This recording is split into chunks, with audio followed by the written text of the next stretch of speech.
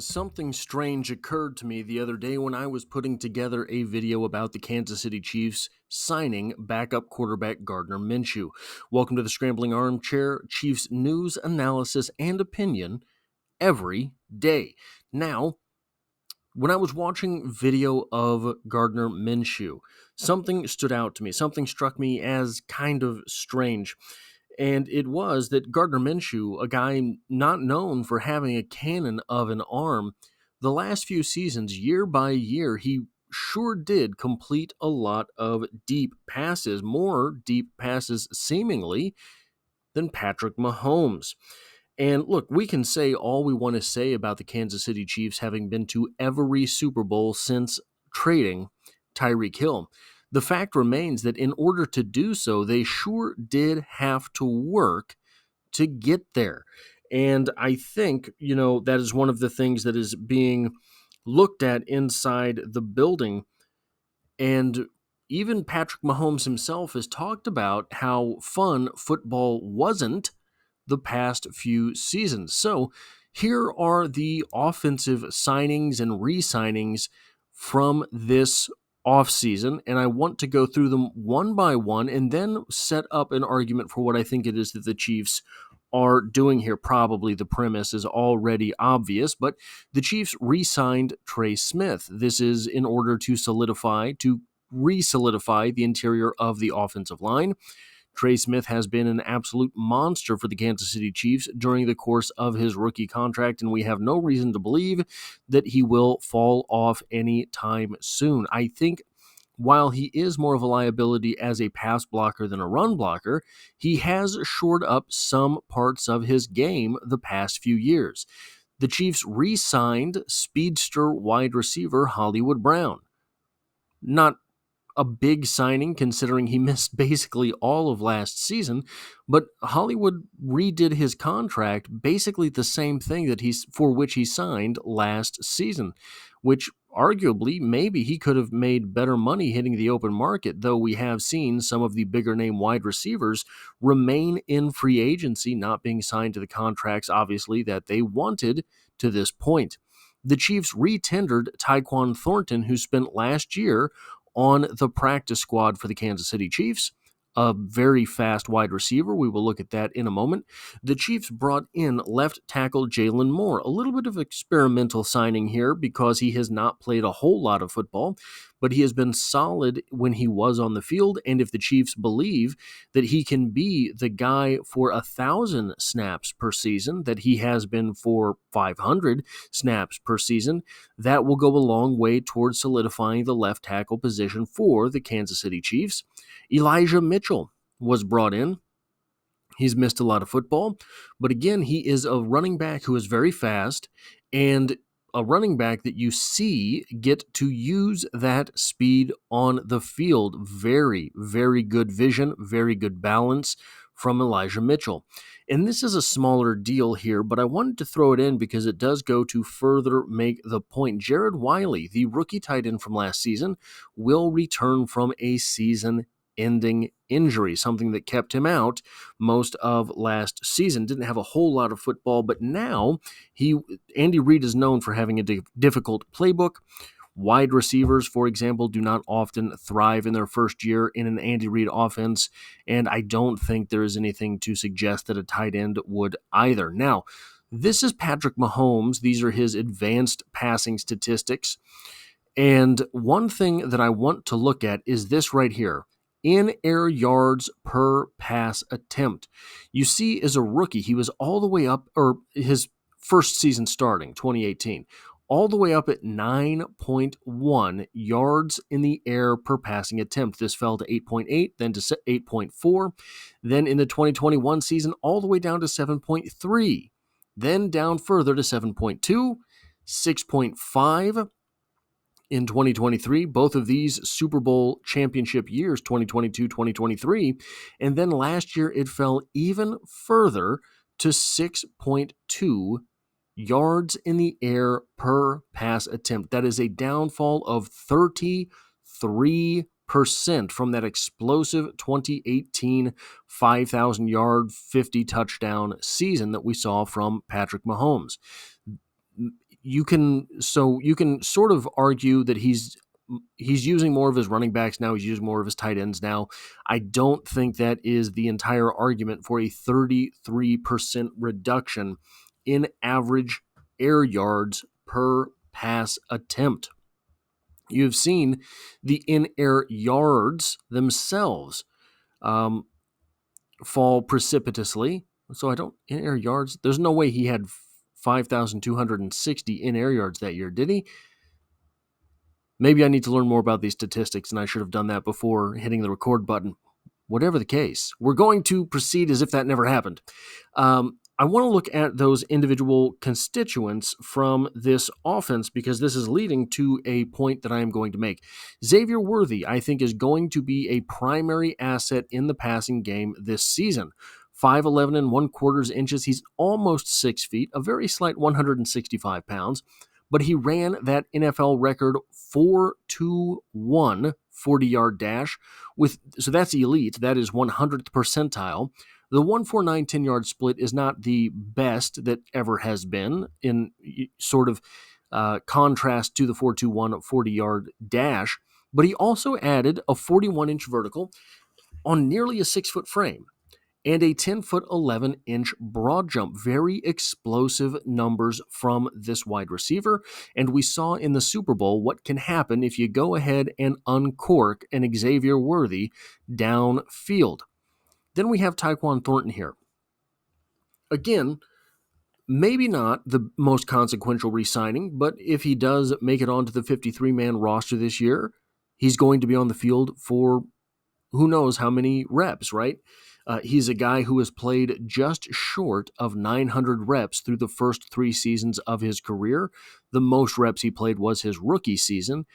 That's a troubling trend, ending your 3rd season on a practice squad, but you don't have to have Tyquan Thornton on your team as a starter in order to get something out of him, and I don't think he'll start, but at 6'2" and 3/8 inches tall, he's 6'2" and a half, basically, 181 pounds, a 4.28 40-yard dash. That is blazing.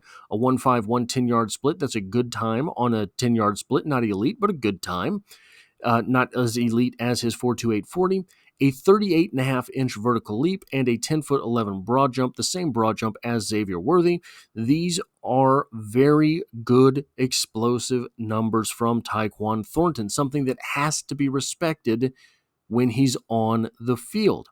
Then we have Hollywood Brown, who did not do any testing, but he ran at his pro day a reported 4.27 40-yard dash. We all know Hollywood Brown. We all know Hollywood Brown downfield. He is a fast guy as well. And I wanted to pull in two of the tight ends that are on the Kansas City Chiefs as well, but not Travis Kelce. Not necessarily to exclude Kelce, but I think that he will see fewer reps this season than we are used to seeing him. Jared Wiley, 6'6" and 1/8 inches. He is a true 6'6". Not one of these guys who's 6'5" and 3/4, something like that. He's a little bit over 6'6", 249 pounds with over 33-inch arms at 33 and 1/4 inches. Ran a 4.62 40-yard dash. Kind of this. The 4.44 40-yard dash is kind of the gold standard for wide receivers. A 4.65 is kind of the comparable number for tight ends, so he is under that number. He ran a 1.62 10-yard split, a 37-inch vertical leap, and a 9-foot 10-inch broad jump. These are explosive numbers, especially for a guy that weighs nearly 250 pounds. Probably he'll be up a little bit from that. I think that the Chiefs are going to want to make him into more of a blocker than we saw from Travis Kelce early in his career. And then Noah Gray, who has become more and more of a weapon for the offense over the last few years. 6'3", so a little bit on the shorter side, kind of an H-back size there, 240 pounds, 4.6 40-yard dash with a 1.61 10-yard split, a 35-inch vert. That's a good number. A 9-foot 7-inch broad jump is a good number there. Added 15 reps on the bench press, 31 and 5/8 inch arms. Now here's the thing.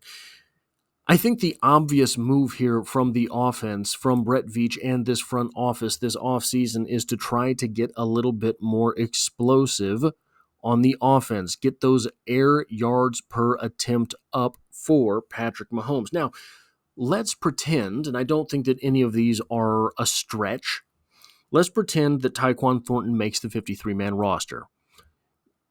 Maybe rounds out the 53-man roster at the wide receiver position when you're looking at Rashee Rice, Hollywood Brown, Xavier Worthy, Tyquan Thornton, Nico Remigio. Those are 5 wide receivers that I think could be the guys that make the team. Maybe you add somebody in the draft that becomes your 6th wide receiver. The depth chart for the Kansas City Chiefs at the wide receiver position is going to, I think, be very different from last season, especially when you look at the reps at wide receiver that started the year. I think Xavier Worthy will be on the field a whole lot more throughout the season. So I don't think it's a terrible stretch to assume that Tyquan Thornton makes the 53. Let's pretend also that Travis Kelce continues his 3-year trend of seeing fewer reps, meaning that Jared Wiley and Noah Gray are on the field more than they have been in the past. In that case, the Kansas City Chiefs could field an 11-person. So also, by the way, Elijah Mitchell ran a 4.35 40-yard dash, and Isaiah Pacheco ran a 4.37 40-yard dash. So in that scenario, we could see an 11 personnel, 3 wide receivers, 1 tight end, 1 running back. In that set, the Chiefs could field Xavier Worthy with a 4.21 40-yard dash, Hollywood Brown with a 4.27 40-yard dash, Tyquan Thornton with a 4.28. The running backs both have sub 4.4 40-yard dashes, very fast for running backs. 4.5 is kind of the gold standard for a running back. So Elijah Mitchell with a 4.35, Isaiah Pacheco with a 4.37. Kareem Hunt runs a not 4.35, but not necessarily on the field in 11 personnel, and a tight end, both of whom here run sub 4.65. Jared Wiley a 4.62 40-yard dash, and Noah Gray a 4.60 40-yard dash. In those situations, you would have 3 wide receivers on the field that are sub 4.3. You would have a running back on the field that's a sub 4.4, and you would have a tight end on the field that is a sub 4.65.